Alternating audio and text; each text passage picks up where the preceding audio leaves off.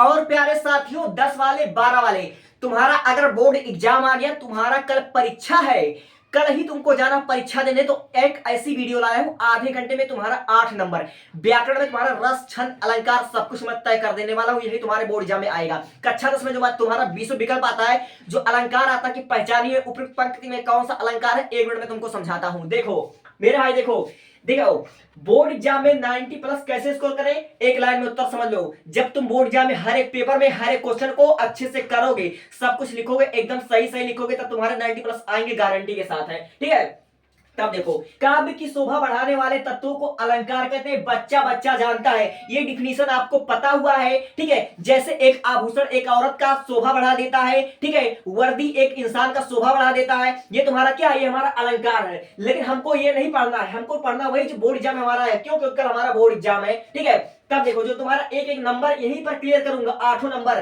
तुम्हारे board exam में एक क्वेश्चन आता है जो कि एमपी बोर्ड और यूपी बोर्ड में बहुत बार आया हुआ है। देखो अलंकार का संधि विच्छेद हमारा होता है अलम पुरस्कार। ठीक है, अलम पुरस्कार और मां में हलंत लगा होता है। और जो व्यंजन संधि का उदाहरण है, एमपी बोर्ड में एक नंबर का क्वेश्चन आया कि अलंकार किस संधि का उदाहरण है, तो अलंकार व्यंजन संधि का उदाहरण है। 1 नंबर यही से तुम क्लियर कर लो। ठीक है, अब देखो उपमा अलंकार किसे कहते हैं, तुम्हारा दिया होता है, एक दो लाइन दे देगा और कहेगा कि उपयुक्त पंक्ति में कौन सा अलंकार है। तो उपमा अलंकार की पहचान क्या होती है, देखो जब पंक्ति में योजक आए, जब कभी पंक्ति में योजक चिन्ह आए, यानी कि यहां तुम्हारा डैश दिया हो, वह शब्द सा सी से सरिस आए, तो वही समझ जाना तुम्हारा उपमा अलंकार है। लेकिन तुम अच्छे से कैसे पहचानोगे, तो उदाहरण देख मेरे भाई, दिया हुआ हमारा पहला एग्जाम्पल हरिपद कोमल से।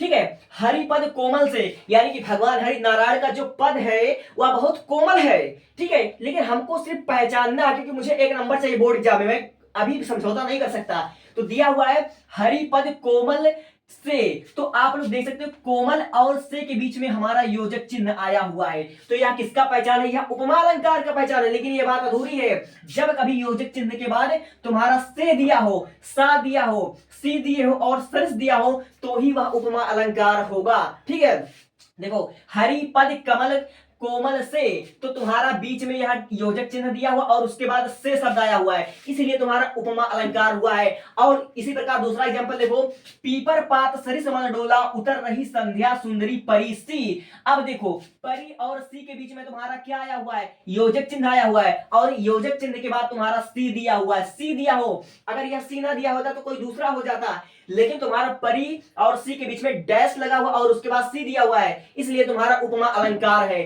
ठीक है, कर कमल सा कोमल है, कर कमल सा कोमल है। अब देखो कमल और सा के बीच में ये तुम्हारा योजक चिन्ह आया हुआ है और योजक चिन्ह के बाद तुम्हारा सा दिया हुआ है, यही हमारा उपमा अलंकार का पहचान है। तुम हजारों लाखों एग्जांपल्स ले लेना, जब तुम्हें दो शब्दों के बीच में डैश दिया हो और उस डैश के बाद जो हमारा अगला अक्षर है वह सा सी से सरिस दिया हो, तो तुम्हारा उपमा अलंकार है। दुनिया के हजारों लाखों एग्जांपल ले आओ और वही तुम टिक करके आना, देखता हूं कौन माई कला तुम्हारा 1 नंबर काट देगा। ठीक है, मैं तुमको रटवाने नहीं आया हूं, क्योंकि जब मैं अच्छे जानता हूं कि तुम्हारा एमसीक्यू में आता है, विकल्प टाइप में आता है और तुम्हारा कल बोर्ड एग्जाम है। तो take a screenshot and move for next. 8 number cover कराऊंगा, ले लिया स्क्रीनशॉट। अब देखो यहां पर जब तुम्हारा कभी रूपक अलंकार आ जाए 10वीं या 12वीं में, तो रूपक अलंकार को तुम कैसे पहचानोगे, देख लो मेरे भाई। जब पंक्ति में केवल योजक चिन्ह, यानी कि जब तुम्हारा केवल यह डैश आ जाए और सा सी से ना आए, तो वही तुम्हारा रूपक अलंकार की पहचान है। जैसे हमारा पहला एग्जांपल दिया हुआ है, चरण कमल बंधु हरिराई, यानी कि भगवान श्री कृष्ण का चरण जो है वह कमल के समान कोमल है। लेकिन मुझे अब क्या जानना, क्योंकि कल मेरा बोर्ड एग्जाम है। ठीक है, तो इसका सिंपल सा पहचान जान लो कि जब पंक्ति में केवल तुम्हारा यह योजक चिन्ह आए और ये योजक चिन्ह यानी कि डैश के बाद कोई भी तुम्हारा सा सी से या फिर कुछ ना आए, तब तुम्हारा यही हो जाएगा रूपक अलंकार। ठीक है, अब देखो गिरा अनिल मुख पंकज रोकी प्रकट नलाज निशा अवलोकी, तुम्हारा यह डैश यहां पर भी आया हुआ है, तुम्हारा योजक चिन्ह यहां भी आया हुआ है, लेकिन योजक चिन्ह के बाद सा सी से नहीं आया हुआ है। यही तुम्हारा पहचान है रूपक अलंकार का। अब इसका अर्थ जानकर क्या करेगा भैया, इस तरह का बोर्ड एग्जाम है। ठीक है, सिर्फ पहचान बता रहा हूं, तुम्हारा विकल्प टाइप का क्वेश्चन आता है, गारंटी के साथ तुम नंबर स्कोर कर लोगे। Take a screenshot and move for next. बहुत कम समय में, आधे घंटे में सब कुछ खत्म करूंगा। ले लिया स्क्रीनशॉट। अब मेरे भाई तो ध्यान से देखो, हमारा जो बोर्ड एग्जाम में आता है उत्प्रेक्षा अलंकार, गारंटी के साथ फेवरेट है कक्षा 10 वालों का। उत्प्रेक्षा अलंकार ना आए तो तुम्हारा बोर्ड एग्जाम कैसा, ठीक है। अब देखो, कहते हैं कि चाय में चीनी नहीं तो पीना बेकार है, और बोर्ड एग्जाम में उत्प्रेक्षा अलंकार ना आए तो आप पेपर देना ही बेकार है, ठीक है। तुम्हारा बोर्ड एग्जाम में सबसे फेवरेट है उत्प्रेक्षा अलंकार। देखो, यदि पंक्ति में मनु शब्द आए, जनु शब्द आए, मनहु शब्द आए, मानो शब्द आए, जानो शब्द आए, आदि शब्द आए, तो तुम्हारा उत्प्रेक्षा अलंकार का पहचान है, ठीक है।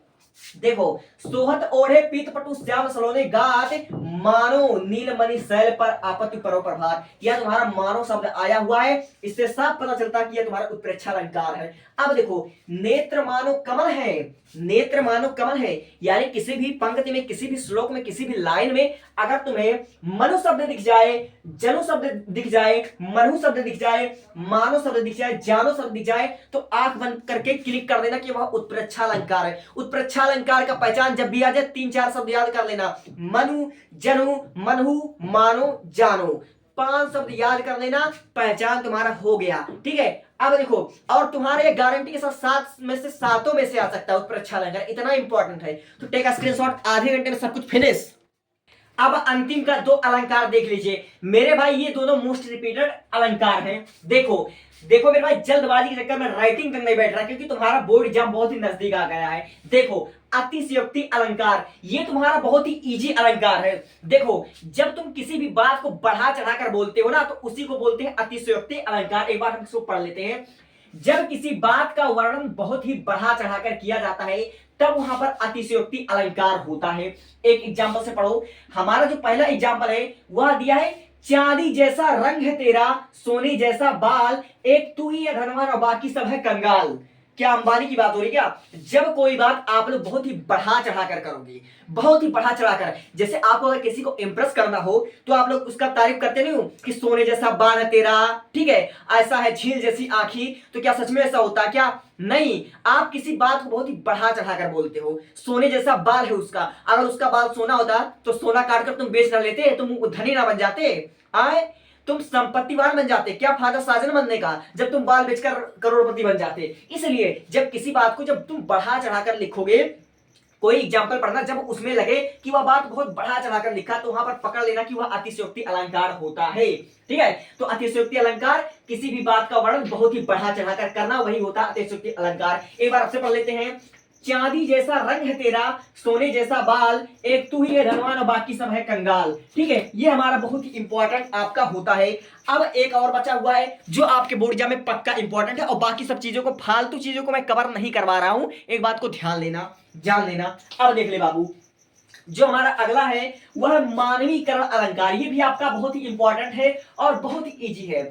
इसका कहने का मतलब कि जो हमारी प्राकृतिक घटनाएं होती है, प्राकृतिक घटनाओं का, समझ लो कि प्राकृतिक घटनाओं का कंपेयर अपने भावनाओं के साथ करना ही मानवीकरण अलंकार होता है। एक बार पढ़ लेते हैं, जब प्राकृतिक चीजों में मानवीय भावना का होने का वर्णन किया जाता है तो वह मानवीकरण अलंकार होता है। जैसे फूल हंसे कलियां मुस्कुराई, ठीक है, फूल हंसे कलियां मुस्कुराई। क्या कभी फूल हंसता है क्या? फूल हंसता है क्या? आए, फूल बोल सकता है, माना वो सजीव है, लेकिन वह क्या बोल सकता है क्या? नहीं। तो वह दिया हुआ कि फूल हंसे और कलियां मुस्कुराई, यानी कि जो फूल हैं वो एकदम से खिलखिला रहे हैं, एकदम से ताजे ताजे फूल खिले हुए, तो ऐसा लग रहा है जैसे कि मानो फूल मुस्कुरा रहे हो। जैसे कहते हैं ना कि दिल गार्डन गार्डन सा हो गया है, दिल गार्डन गार्डन सा हो गया।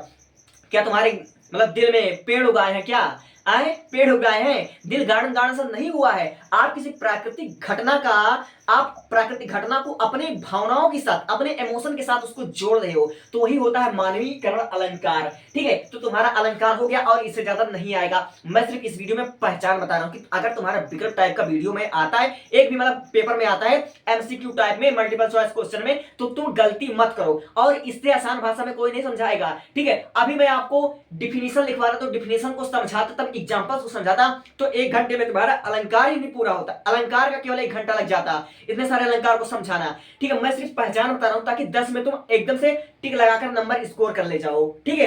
अच्छे मार्क्स लाने हैं ना कम समय में, तो आप लोग का अलंकार हो गया। Take a screenshot. अब बढ़ते हैं रस की तरफ।